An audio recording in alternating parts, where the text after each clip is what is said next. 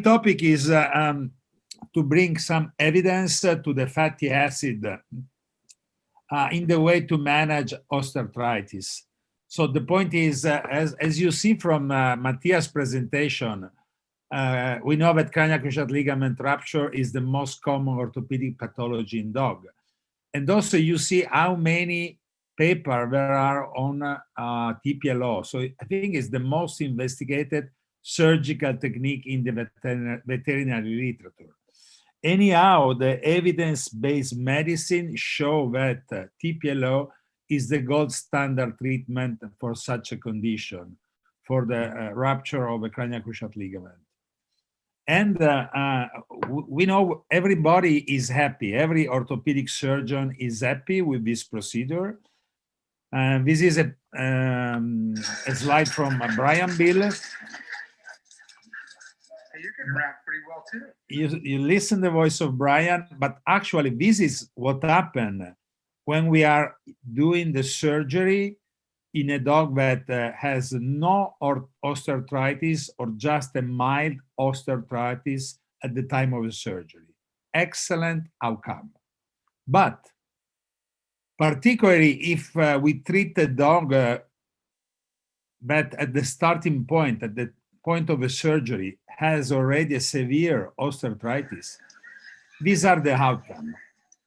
So actually, even in patient without complication, post-operative complication, sometimes we see not a great outcome. This is the point. And in my opinion, this is something we have to keep very well in mind. So the early diagnosis and treatment are essential for a good functional outcome. So in other words, the functional outcome is dictated somehow from the starting point. Very good result when the osteoarthritis is absent. So in a very acute case or in a case that is presented to the hospital very early. Still good outcome in patients that have as a starting point a mild osteoarthritis. For instance, a dog that experienced the cranial cruciate ligament rupture since 1 month, 2 months, but many times we see patients with very severe osteoarthritis, patients that maybe are suffering for the joint instability since 4 to 6 months. So is the radiograph on the right is a little bit covered by maybe from the logo of TraumaVet, at least in my screen. But this is the point. Actually, these are the patients that are not very satisfactory from the functional outcome point of view. And also, this is something that we see looking at the literature. There are many papers that show that anyhow, even in face of the best surgical technique, TPLO surgical technique, there is still a progression of the osteoarthritis. Of course, will be very, very slow if the patient is the type 1 or 2, the radiograph that I showed you before, the first two, and can be worse if the patient is a patient type 3, starting with a severe osteoarthritis. And also, of course, what happens if we are doing nothing? It happened that you see this patient that start with a partial tear, and then nothing has been done, and then there is a complete tear, and a mild osteoarthritis, and then without doing nothing, the progression is typically this severe osteoarthritis. The nature try to do something, try to put a step on the back of the tibia, on the caudal aspect of the tibia, to give some support to the femur that is completely caudal displaced. So the point is that given the fact that the TPLO is the best surgical treatment, and given the fact that cranial cruciate ligament rupture is a surgical disease, this is what I tell to any time to the owner. This dog has to go to surgery, but anyhow, we have to consider that the joint is an organ. And so also the concept of joint health, I mean, TPLO is addressing mainly a mechanical imbalance. But we have the joint has an organ with a cartilage, with the chondrocyte, the extracellular matrix, the water, the subchondral bone that can be exposed if there is a loss of cartilage. There is the synovial membrane that can be inflamed. There is the synovial fluid where we can have a lot of inflammation. And so this is the concept we have to consider the stifle joint even after TPLO surgery. And you see, these are pictures from second look arthroscopy. The one on the left and the one on the right that show the dramatic cartilage loss, the synovitis, and what we see typically in the radiograph, the osteophyte. And from the clinical point of view, we see the dog that has a joint stiffness and muscle atrophy. Typically, this is what can happen. This is not a stifle, it's a femoral head from the cartilage that is healthy, and then we can end up to a loss of cartilage with exposure of subchondral bone and pain, chronic orthopedic pain to the dog. And this very nice slide is from Brian. He is an expert in arthroscopy, and his experience in second look arthroscopy is great. And he always tells me that even in face of a good functional rehabilitation, many times he see the joint that has an inflammation.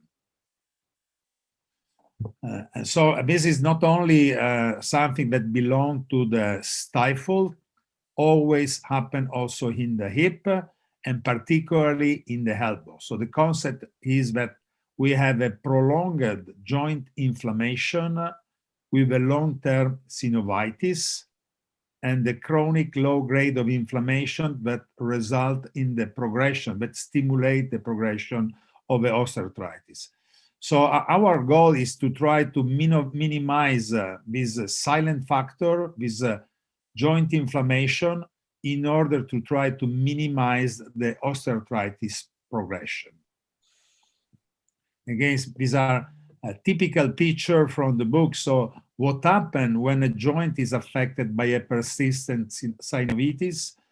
There is an increase of prostaglandin, a destruction of the chondrocyte, and still this aspect can be reversible if we are doing something. And so our goal is to decrease the level of inflammation in order to have a balance inside the joint and to help the cartilage to live better, to have a better health. And there are many products that we can use in the long-term management of osteoarthritis. So the not inflammatory drugs, of course, this is great, but we cannot use for all the life of the dog. There are the omega-3 fatty acid, the topic I would like to discuss with you guys, then chondroitin sulfate, glucosamine, and other nutraceutical, and of course, the diet. The concept to treat the joint with a multimodal approach has been already accepted since more than 10 years. So we have to take care of the lifestyle of the dog, of the body weight of the dog, the activity, and also to help the joint to be in a healthy condition. Again, here, the multimodal approach, and we have to consider something that we can give to the dog without creating a side effect.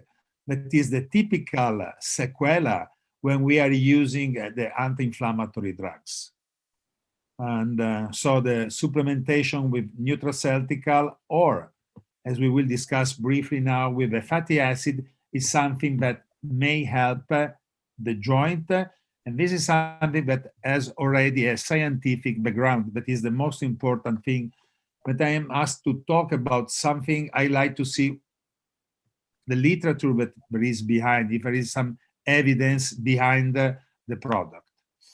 And so I would like to introduce this molecule that is the antinol PCSO 524. That is a patented fatty acid complex derived from New Zealand pernacanaliculus mussels. The picture on the top. The composition is over than 90 fatty acid. You can see here sterol, triglyceride, sterols, polar lipids, and it is a chemical extraction, and the extracted oil is very stable and has already provided safe data in dogs and cats, and there are no known side effects. And on the right of the slide, you can see the two products that are available for dogs and cats. And the scientific background of fatty acid are here on the right. Even though the exact mechanism of action is unknown, we know that this product has a high concentration of ATA and free fatty acid.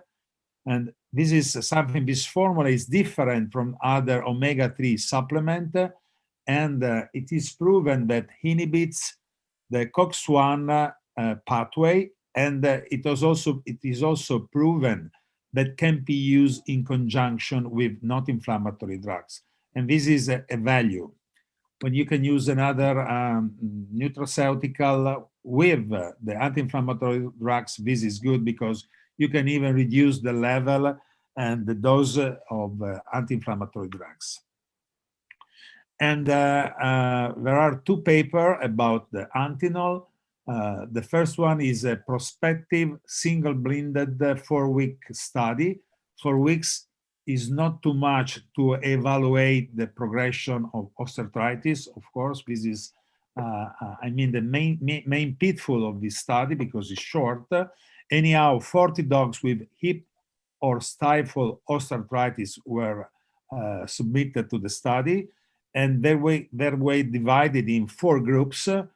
One only with antinol, the second one with glucosamine and chondroitin sulfate, the third one with caprofen, and the fourth one with a combination of caprofen and antinol. And the patient has been investigated with force-plated analysis, orthopedic assessment score, and the result of the study showed that there was a significant increase in peak vertical forces. Peak vertical forces is the value of the use of the limb that we can detect with the force plate analysis in all the group, particularly in the fourth one, in the combination of chondroitin sulfate, of caprofen and antinol. This is the draw of this paper, and you see actually how is increasing the peak vertical forces in the combination caprofen plus antinol. And then I have been involved in the second study with other colleague, with Brian, with Duncan Lachelle, and other colleague from Asia. And the idea was again to evaluate the effectiveness of the antinol in combination with firocoxib in dogs affected with osteoarthritis. And again, it was a very solid study, prospective, randomized, double-blinded study. And the population were 79 dogs with hip and or stifle osteoarthritis that were divided in 3 groups. One has been treated with firocoxib, the second one with antinol, and the third one with a combination of the two. All these patients were without any previous surgical treatment. So without any TPLO or other surgical technique for the stifle or for the hip. And the method, again, we did use the force plate analysis. That is the gold standard when we want to evaluate the functional recovery of a patient that has been treated with a surgical technique or with medication. And then we did the orthopedic assessment score, the canine brief pain inventory score, and then we did some blood chemistry. and the timing of the investigation, all these methods were applied at T0, so at the enrolling time of a patient, and then after 14 days and after 28 days. Again, it's not a long time frame, but I tell you, it's so difficult to have a further recheck of a patient. It's not simple to have the dog back for further recheck. And this is just to show you the force plate analysis that we have in Turin. You see this nice arrow tell you exactly what's going on with the load. And this force plate analysis is able to detect change that are not visible by the human eye. So it's a great method to evaluate the mechanics of the ambulation. And again, the results were quite similar to the study that I showed you before. There was an increase of peak vertical forces in all the treatment group, in 3 groups, but the best result was demonstrated in the group that had the combination of firocoxib and antinol.